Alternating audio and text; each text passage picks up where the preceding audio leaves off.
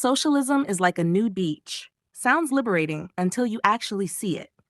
It promises paradise but delivers sagging infrastructure, overexposed ideology, and no support where you really need it.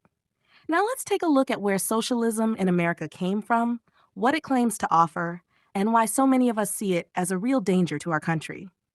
Socialism in America goes back more than 100 years.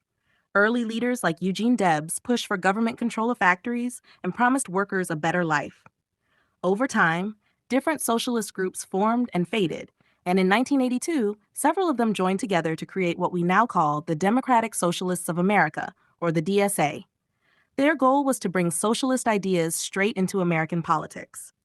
Today, the DSA promotes big plans: government run healthcare, free college, and forcing economic equality by giving the government a bigger role in people's lives.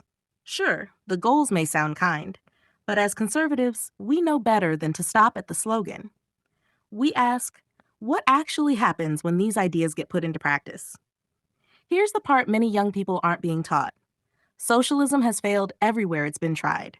It wins people over with emotion, not facts.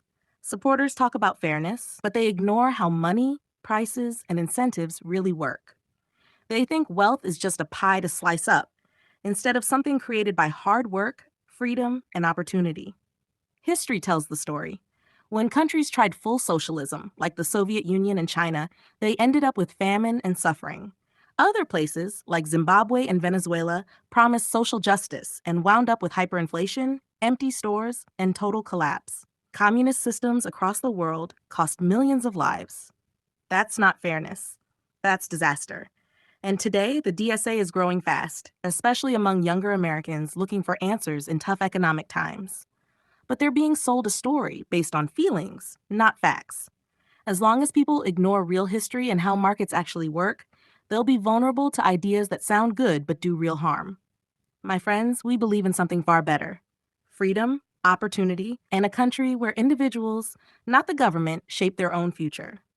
That's how America became strong, and that's how we keep it strong.